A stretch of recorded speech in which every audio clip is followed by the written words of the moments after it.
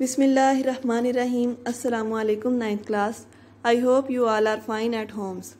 बच्चों, उम्मीद है आप सब इस ऑनलाइन सेशन का फ़ायदा उठा रहे होंगे। तो बच्चों, आज हम लोगों ने जो टॉपिक पढ़ना है वो है atomic number and mass number. बच्चों, एटॉमिक नंबर और mass number, atomic number atomic से ही आपको पता चल रहा होगा कि ये रिलेटेड टू एटम है। तो एटॉमिक नंबर और मास नंबर समझने से पहले आपको स्ट्रक्चर ऑफ एटम के बारे में पता होना चाहिए।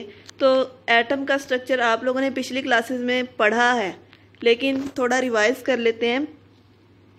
एटम का स्ट्रक्चर कुछ इस तरीके से है।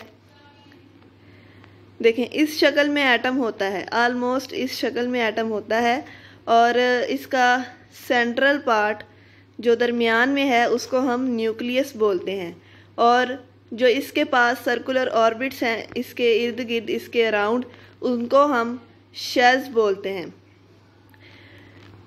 न्यूक्लियस के अंदर जो शेल्स के अंदर चीज़ रिवॉल्व करती है, अगर हम इसके सब एटॉमिक पार्टिकल्स की बात करें तो शेल्स के अंदर जो पार्टिकल रिवॉल्व करते हैं उनको हम इलेक्ट्रॉन्स बोलते हैं, और न्यूक्लियस के अंदर प्रोटॉन और न्यूट्रॉन होते हैं।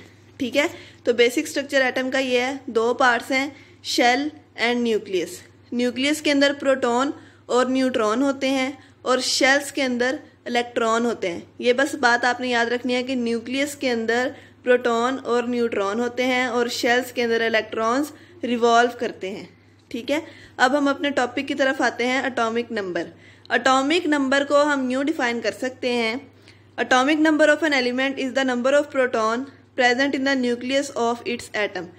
एक एटम के अंदर जो न्यूक्लियस है उसके अंदर नंबर ऑफ प्रोटॉन को हम क्या कहते हैं? Atomic number. यानी कि एक एटम के न्यूक्लियस के अंदर जितने प्रोटॉन हैं उनको हम क्या कहते हैं? Atomic number. ठीक है, number of proton present in the nucleus of an atom is called atomic number. आप सबको पता है कि एटम मिलकर क्या बनाते हैं? एलिमेंट। और एक एलिमेंट के अंदर जितने एटम होते हैं वो सारे के सारे एक जैसे होते हैं, तो हर एटम का एटॉमिक नंबर भी सेम होता है। फॉर एग्जांपल, अगर हम हाइड्रोजन के एलिमेंट की बात करें तो हाइड्रोजन के एलिमेंट के अंदर जितने एटम हैं सारे के सारे हाइड्रोजन के हैं, तो जितने भी उसके अंदर हाइड्रोजन के एटम्स हैं उन सब का एटॉमिक नंबर सेम होगा। ठीक है, उन सब के न्यूक्लियस के अंदर नंबर ऑफ प्रोटॉन सेम होंगे और उन सब का एटॉमिक नंबर क्या होगा? सेम होगा। So atomic number is defined as atomic number of an element is the number of proton present in the nucleus of its atom. Atomic number atom के nucleus के अंदर नंबर ऑफ प्रोटॉन को कहते हैं। ठीक है, देखें, यही बात मैंने आपको बताई थी ना कि एटम दो पार्ट्स पर मुश्तमिल होता है, न्यूक्लियस और शेल्स। शेल्स के अंदर इलेक्ट्रॉन रिवॉल्व करते हैं और न्यूक्लियस के अंदर क्या होते हैं? प्रोटॉन और न्यूट्रॉन। ठीक है, न्यूक्लियस के अंदर दो चीज़ें हैं, प्रोटॉन और न्यूट्रॉन। तो ये जो प्रोटॉन है ना, इनका नंबर क्या कहलाता है? Atomic number. जितने प्रोटॉन होंगे उतना ही क्या होगा? एटॉमिक नंबर होगा। ठीक है, इससे भी आपको एटम का स्ट्रक्चर थोड़ा क्लियर हो रहा है। एटॉमिक नंबर को बच्चों जी से रिप्रेजेंट करते हैं हर चीज़ को शो करने के लिए। अब देखें, अगर हम लोग मैथमेटिकल कैलकुलेशन में लिख रहे हैं तो हम ये तो नहीं ना लिखेंगे atomic number is equal to 1 2 3 and so on, जो भी होगा। तो हम उसके लिए कोई ना कोई सिंबल यूज़ करते हैं, कोई ना कोई एब्रीवेशन यूज़ करते हैं। तो एटॉमिक नंबर के लिए जो वर्ड यूज़ होता है इसको जी से रिप्रेजेंट करते हैं, तो एटॉमिक नंबर जी से शो करवाया जाता है। नेक्स्ट है इसकी एग्जांपल्स। एटॉमिक नंबर की एग्जांपल्स बेटा, सबसे पहले अगर हम हाइड्रोजन की बात करें तो हाइड्रोजन के न्यूक्लियस के अंदर एक प्रोटॉन होता है, इसलिए उसका Z इज इक्वल टू क्या है? 1 के। एक एटम के न्यूक्लियस के अंदर जितने प्रोटॉन है उतना ही उसका क्या होगा? Atomic number. और एटॉमिक नंबर को जी से रिप्रेजेंट करते हैं, तो हाइड्रोजन का एटॉमिक मास है Z इज इक्वल टू 1। फिर अगर कार्बन की बात करें C की, तो इसके न्यूक्लियस के अंदर 6 प्रोटॉन होते हैं, तो इसका एटॉमिक नंबर क्या हो जाएगा? 6 हो जाएगा, तो Z is equal to 6। Next example is for oxygen. Oxygen के न्यूक्लियस के अंदर 8 प्रोटॉन होते हैं। ठीक है, ऑक्सीजन के न्यूक्लियस के अंदर 8 प्रोटॉन होते हैं, इसलिए उसका एटॉमिक नंबर क्या होता है 8, इसलिए उसका Z इज इक्वल टू क्या है 8। हाइड्रोजन के न्यूक्लियस में एक proton, so Z is equal to 1। Carbon has 6 proton, so Z is equal to 6 and oxygen has 8 proton, so Z is equal to 8। ठीक है, इसी तरह दूसरे एलिमेंट्स की भी जितने नंबर ऑफ प्रोटॉन होंगे उतना उनका क्या होगा एटॉमिक नंबर होगा।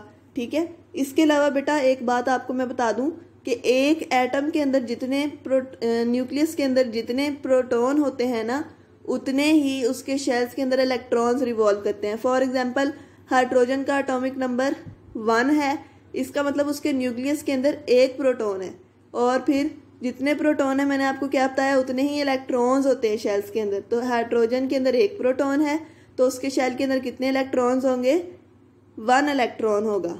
ठीक है, सेम अगर कार्बन की बात करें उसके अंदर 6 प्रोटॉन है तो उसके शेल्स के अंदर कितने इलेक्ट्रॉन्स रिवॉल्व करेंगे 6 इलेक्ट्रॉन्स रिवॉल्व करेंगे। Next is atomic mass number. मैंने आपको बताया कि एटम के न्यूक्लियस के अंदर प्रोटॉन और न्यूट्रॉन होते हैं। प्रोटॉन नंबर को हम क्या बोलते हैं एटॉमिक नंबर। अगर हम न्यूक्लियस का ओवरऑल मास फाइंड करना चाहें तो हम किस किस को प्लस करेंगे, number of proton plus number of neutron. तो न्यूक्लियस के अंदर जितने न्यूट्रॉन होते हैं और जितने प्रोटॉन होते हैं उसको हम क्या कहते हैं मास नंबर। तो प्रोटॉन को तो हम एटॉमिक नंबर भी कहते हैं ना, तो हम यूँ कह सकते हैं atomic number plus number of neutron is equal to mass number. ठीक है, तो हम मास नंबर की डेफिनेशन कैसे कर सकते हैं, number of neutrons and number of protons या sum of neutrons and protons present in the nucleus of an atom is called mass number. Okay, तो एटॉमिक नंबर को हम Z से रिप्रेजेंट करते हैं, मास नंबर को हम लोग N से रिप्रेजेंट करते हैं, और एटॉमिक नंबर को हम लोग Z से रिप्रेजेंट करते हैं, न्यूट्रॉन को हम लोग N से रिप्रेजेंट करते हैं, और मास नंबर को हम लोग A से रिप्रेजेंट करते हैं। तो हम यूँ लिख सकते हैं number of proton Z plus number of neutron N is equal to mass number, और मास नंबर को हम किस से रिप्रेजेंट करते हैं A से रिप्रेजेंट करते हैं। ठीक है, तो number of neutron plus number of proton in the nucleus of an atom is called mass number. अब अगर इसकी एग्जांपल्स की बात करें तो हाइड्रोजन के न्यूक्लियस के अंदर एक प्रोटॉन होता है और न्यूट्रॉन कोई नहीं होता, तो number of neutron plus number of proton 1 plus number of neutron 0 is equal to 1 plus 0 कितना होगा 1 होगा।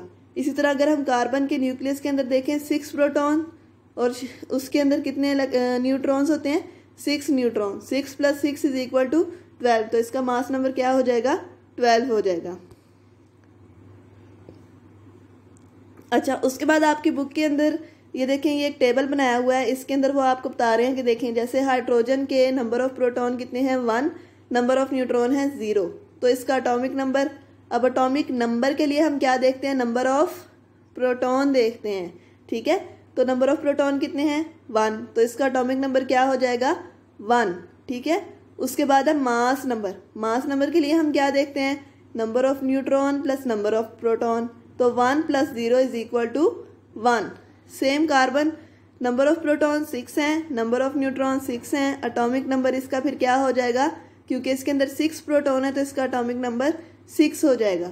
और मास नंबर क्या होगा number of proton plus number of neutron, 6 plus 6 is equal to 12। ठीक है, इस तरीके से ये सारी की सारी एग्जांपल्स दी गई हैं, इनको आपने अच्छे से देखना है और इससे क्वेश्चन भी पूछा जा सकता है आप लोगों से। ठीक है, और वो जो फार्मूला मैंने आपको बताया ना कि Z plus N is equal to A, वो आपने अच्छे से याद करना है। आपको MCQs के अंदर भी पूछा जा सकता है और न्यूमेरिकल के तौर पर भी आ सकता है कि इस एटम का एटॉमिक मास इतना है, एटॉमिक नंबर इतना है, इसका mass number of neutrons find करें, इस तरह के क्वेश्चंस आ सकते हैं। तो आपको वो फार्मूला आता होगा तो आप उससे कैलकुलेट कर सकते हैं। ठीक है, मास नंबर के अलावा अगर हमें मास नंबर मतलब हम उस फार्मूले से मास नंबर तो फाइंड कर सकते हैं, लेकिन अगर हमें मास नंबर और एटॉमिक नंबर पता हो तो हम नंबर ऑफ न्यूट्रॉन्स भी उस फार्मूला से फाइंड आउट कर सकते हैं, क्योंकि इक्वल के साइन के एक तरफ नंबर ऑफ न्यूट्रॉन्स प्लस हो रहे हैं तो दूसरी साइड पर जाकर जो एटॉमिक नंबर होगा वो दूसरी साइड पर जाकर मास नंबर में से माइनस हो जाएगा और हमारे पास नंबर ऑफ न्यूट्रॉन्स आ जाएंगे कि इस एटम के अंदर कितने नंबर ऑफ न्यूट्रॉन्स हैं। ठीक है, इसी तरह अगर हम लोगों को नंबर ऑफ न्यूट्रॉन्स पता है, मास नंबर पता है, तो हम एटॉमिक नंबर फाइंड आउट कर सकते हैं उसी फार्मूले के थ्रू। तो आप लोगों ने ये सारी चीज़ें अच्छे से याद करनी है। ठीक है, उसके बाद बेटा एक एग्जांपल दी हुई है, जैसे मैंने आपको अभी एक्सप्लेन किया उसी से रिलेटेड एक एग्जांपल है कि आप लोगों को मास नंबर दिया हुआ है, एटॉमिक नंबर दिया हुआ है, आपने number of neutrons find out करने हैं। वो आपकी असाइनमेंट है। ठीक है, आपने वो असाइनमेंट सॉल्व करके मुझे ग्रुप के अंदर सेंड करनी है ताकि मुझे पता चल जाए कि आपको समझ आई है या नहीं आई, और अगर आपको नहीं समझ आएगी तो फिर भी मुझे बताना है, तो फिर मैं आपको वो समझा दूंगी। एक दफ़ा थोड़ा सा रिवाइज कर देती हूँ कि हमने ये पढ़ा है कि एटम के स्ट्रक्चर के अंदर दो चीज़ें होती हैं, शेल्स और न्यूक्लियस। न्यूक्लियस के अंदर होते हैं प्रोटॉन और न्यूट्रॉन्स, और शेल्स के अंदर होते हैं इलेक्ट्रॉन्स। न्यूक्लियस के अंदर जितने प्रोटॉन होते हैं उसे हम बोलते हैं एटॉमिक नंबर, और इसको जी से शो किया जाता है। और न्यूक्लियस के अंदर जितने प्रोटॉन होते हैं उसके अंदर अगर हम नंबर ऑफ न्यूट्रॉन्स भी प्लस कर दें तो वो बन जाता है मास नंबर, और उसको हम ए से रिप्रेजेंट करते हैं, और इसका ओवरऑल फार्मूला बन जाता है Z+N = A।